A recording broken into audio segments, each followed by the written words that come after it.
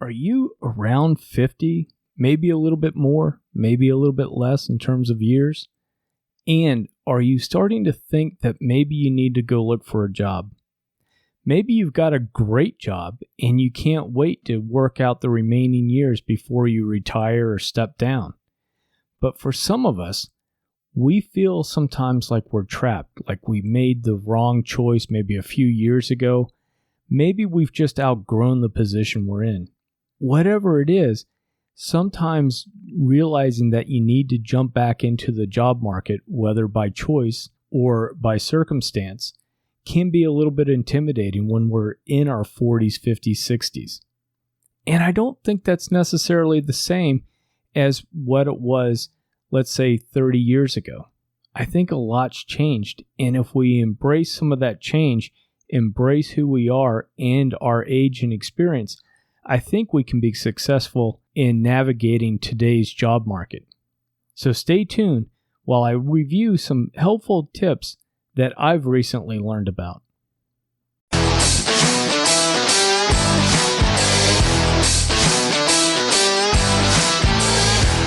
Hello and welcome to the Cool Grandpa Podcast. This is your host Greg Payne coming at you from Studio 12. This podcast is about being the best possible grandpa you can be, focusing on what it is to be a grandpa and how we can all share that experience together for our grandchildren.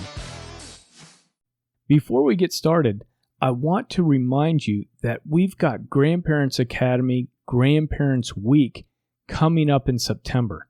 Now, Grandparents Week was a great success for Grandparents Academy and for myself and many of the other contributors to that event.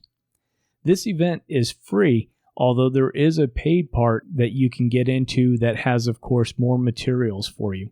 But this is a great opportunity to select over 20 interviews and 20 experts talking about things that impact grandparents. So check out grandparentsacademy.com, or you can go to the show notes and the affiliate links on my website, and you can register, again, for free if you want, for Grandparents Week. The other thing I want to remind you about is this great resource, More Than Grand. More Than Grand is a fantastic opportunity for new parents, new grandparents to dive in with some resources that have been well created to help navigate what these changing roles are going to be. As those first grandchildren start showing up, it's important for both the parents and grandparents to work together, get on the same page, and really have a focused intent on how the relationships are going to grow and develop. So check out morethangrand.com, and I've got a link in the show notes as well.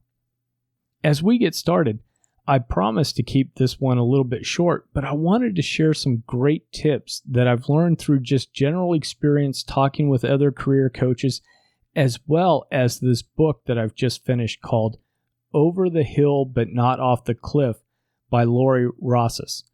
Now, Lori is experienced on both sides of the employment table. She's been head of HR, and then she's also been on the other side as both a recruiter and somebody working in employment law. Many of us can remember our fathers, our mothers, aunts, uncles going through a period of time in the 80s when layoffs were becoming the go-to way to balance expenses for many companies.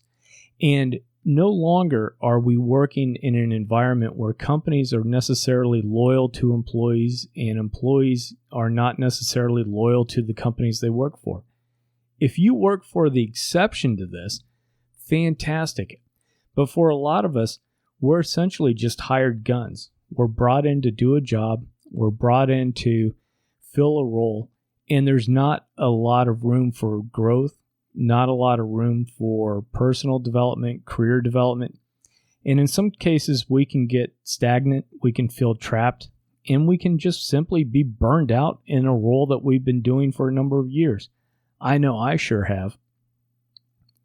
One of the things that Lori talks about when we're starting to go into the job market is not to get caught up on thinking in terms of ageism as being the excuse for why you're not getting a job.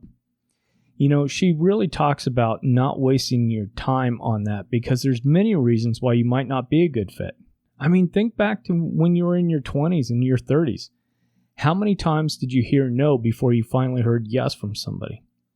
Before we go through and start thinking that we're not getting hired because of our age, let's go through and really examine what are our skill sets? How are we presenting ourselves? How are the interviews going?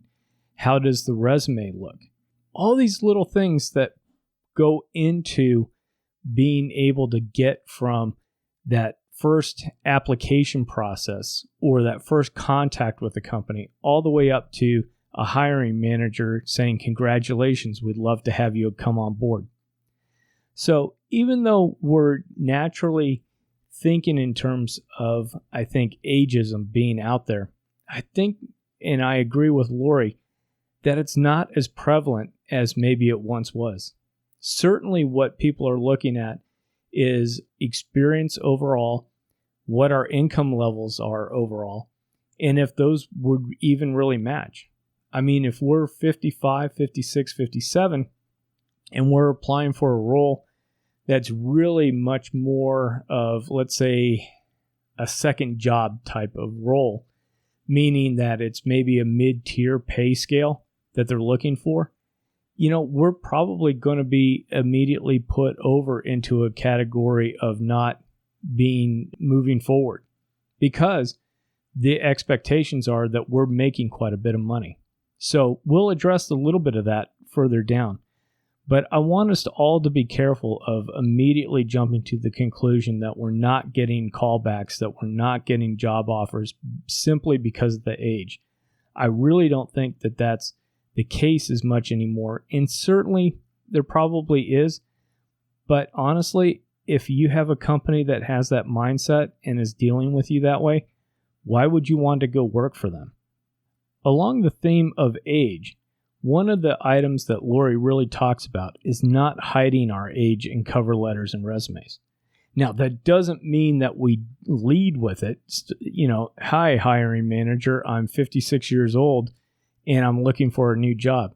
No, that's not what she's saying. But what we're talking about here is not hiding the experience, not hiding when we graduated from college, not hiding our job history, but really embracing that and being able to show that we've got experience, we've got tools, we've got investment in ourselves that we're willing to bring to the table and be part of that company that we're looking to join.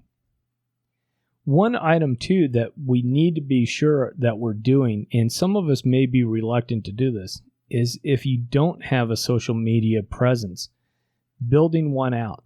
Certainly on LinkedIn, where you can go bare bones and just put work history and essentially kind of do a little bit of a cut and paste of your resume. Now, I'm not saying do a cut and paste of your resume, but what I am saying is if you want to keep it kind of bare bones and you don't have a lot of time to invest in it, put your work history into it. Maybe join some of the associations around your job, either the current job or the industry or job that you're looking to get, so that you do get some updates, make some comments on some of those posts every once in a while, and make sure that you've got that presence. So because the hiring managers are going to do a search, they're going to look for you on the internet, and most of the time they're going to go straight into LinkedIn. When you're going through this, what you want to do too is make sure that, and this can be a little bit of a challenge at times, I'll admit it, but showing those younger hiring managers the same respect you would if you were coming in and talking with somebody your own age or older.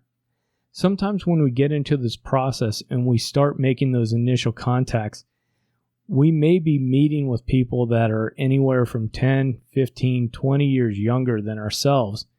And it's important that we make sure that we are presenting ourselves well and not being condescending, not acting like we know more about this process than the hiring manager. And, your first time in with a company, it's not going to necessarily be with the hiring manager. It's really going to be with somebody working in HR who's doing a screening, checking your LinkedIn profile, checking your resume, making sure that you can put a sentence or two together. And then if they like you and you meet the criteria that the hiring manager is looking for, then they'll recommend you over for a more formal interview with the hiring manager. But it's that first impression that you get a chance to really separate yourself from some of the other candidates. Be warm, be open, be smiling when you're having a phone call or if you're doing a video conference chat.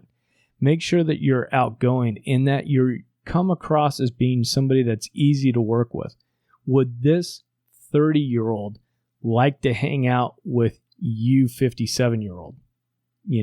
Can you strike up a rapport?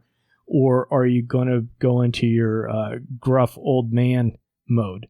Which, by the way, I am fully capable of doing. So I'm not necessarily calling anybody out other than myself with this. As part of this process too, if it's been a little while since you've put a resume together, make sure that you find someone that can really review your resume.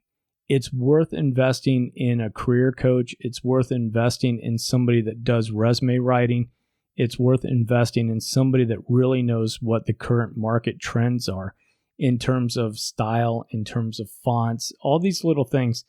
And also, if it's been a while, know that your resume is going to get scanned, and it'll be scanned by something that will probably use some AI that will look for keywords, that will look for certain indications. They'll do all sorts of algorithms as far as what the projected time in the job's going to be based on your resume and cover letter. So be aware that if it's been a while since you've gone out and you've gone through job hunting, that you have somebody that's really a pro that reviews the resume and gives you feedback. Now, certainly we can have family and friends take a look and give their feedback, but I want you to be careful about passing your resume around to too many people, because so much with resumes outside of the pros, you're going to get a lot of opinion, and a lot of that good advice is going to be contradictory. And if you're listening to too many people and sharing that resume and cover letter with too many folks, you're going to be making so many changes that you're going to end up being worse off. You're better off having a few people give you feedback versus having everybody in your social network review your resume and then provide feedback for you. Now, that doesn't mean don't share it in terms of, hey, I'm looking for a job, here's a copy of my resume. What it means is when you go out and start soliciting advice. One thing I do want to stress is that if it's been a little while, make sure that at the top of your resume, you've got your email, and make sure it's a professional email. If you have to go get a new Gmail account or new Yahoo account or whatever it is, make sure that it's a professional email. Make sure it's something like gregpayne@gmail.com or gpayne@gmail.com, something along those lines. Also, make sure that you've got your social media contacts and those links in the top of your resume. So that LinkedIn profile I was telling you about, make sure you freshen that up. Make sure that you've got that link that's in the resume so it's easy for somebody just to go click into it, check you out, see who you're connected with.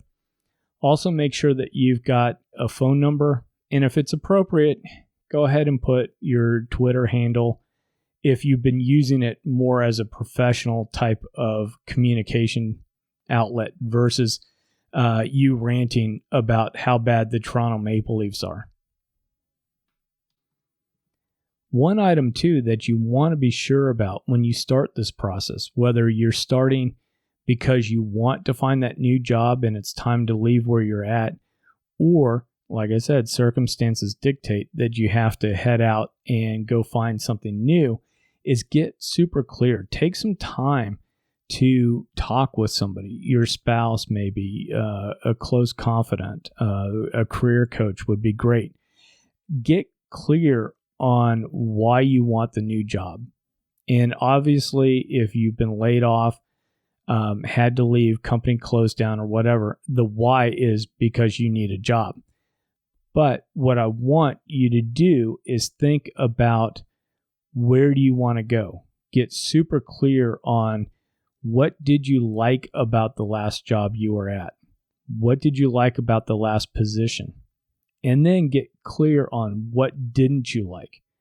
If you want, take a piece of paper, go old school, split it down the middle, pros and cons, right? Go do that Ben Franklin approach.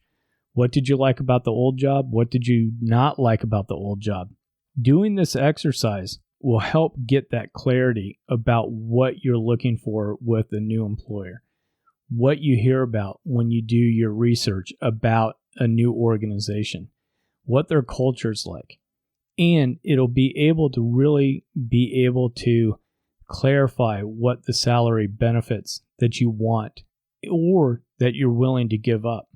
Think about even something like vacation time. Maybe you had earned up to 4, 5, 6 weeks of vacation time. At the end of the day, if we're being honest, was that maybe a week or two too much?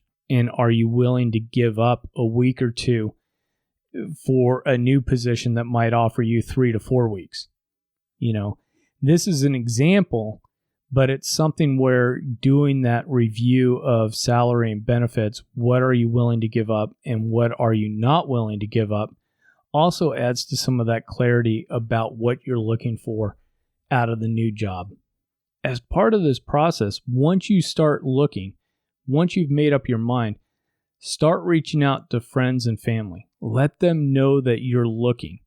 Let them know that you will provide them information about the type of role that you're looking for. Let them know what you're willing to give up in terms of benefits, in terms of perks that you might be having now for the new position. Get that friends and family, get that network working for you so that you can really tap into that hidden job market. That job market we're talking about, where a friend of a friend knows somebody that's hiring at another company and that job hasn't been posted yet. And maybe they can get your resume and your information over to that hiring manager and get you an interview before that job even gets posted somewhere. That hidden job market is where most of us end up getting hired from, especially once we're working on, let's say, our third, fourth job, is really where we've got friends of friends that have moved around into different organizations, and we're able to tap into that and really go, hey, have you heard of this position? Do you know if these people are hiring? So make sure that you immediately activate your network once you've decided you're going to start looking for a new job, or if you're put in the position of having to go out and look for that new job. The last thing I want to talk about is that I want you to remember that we are working now in a loyalty-free workplace, and that even though you're an older candidate, you've got to be able to be flexible with what you're looking for from the next organization that you're going to be at. We all want to be somewhere where we're appreciated, where we're motivated, where we get along with everybody. But the fact is that, we've got a loyalty-free work environment out there, and that nothing is certain. And so sometimes that means that we've got to modify our game plans, and we've got to get current with what's going on. And that's why books like Over the Hill But Not Off the Cliff and other books are really helpful for us folks that are in the grandfather age group. Because along with working with a career coach, these books can really help give us an edge over some of the other candidates that are out there. So there's a lot more information around, of course, looking for work, finding work that you love and enjoy, finding a place that you're going to be happy at for a while, finding some place where you're going to be able to grow and develop your skills and new skills. But I want you to remember, too, that just because we're in our, let's say, 40s, 50s, 60s, and folks are definitely working older than that, that it's not a scary thing where we need to just hunker down, white knuckle it out, put up with all the stuff that comes with being in a work environment that's not satisfactory. And certainly there's exceptions to the rule. Maybe you're a year or two away from retirement. Maybe you've got situations at work where you've got to stay because of vesting of options or whatever the situation is. Those things definitely are there. But for some of us, we get to a point where we're still far enough out from retirement that we've got to make the choice of staying where we're unhappy or moving and finding something else that hopefully really fills that need that we have for being appreciated, for doing work that matters. And so I hope this helps you to kind of review what the process is when you're going out looking for work, gives you some things to think about if you're an older candidate, and also to let you know that it's maybe not as scary as what we thought it was. Certainly when we were younger and we were in our teenage years, we probably, again, saw moms and dads being laid off from big organizations because cost cutting was becoming a thing and reducing headcount was managing to the quarter. And so we've got this baggage of maybe unemployment that we saw with our parents that we still carry with us that makes things and makes today's environment maybe a little bit more scary than what it actually is. Whatever the situation, I want you to know that investing in yourself, investing into your career definitely makes you a cool grandpa and a cool grandma if we've got any of those listening in. So until next time, remember to stay cool. Thank you for listening to the Cool Grandpa Podcast. If you've enjoyed this episode, please do me a favor and share it with a friend. That's the best way you can help us to expand our community, as well as get the news out about how valuable grandpas are in the lives of those kids. If you'd like to leave me a comment or shoot me a potential topic for this podcast, please go to www.cool-grandpa.us. Look for the comments tab, fill it out, hit submit. It's as easy as that. Until next time, remember to stay cool.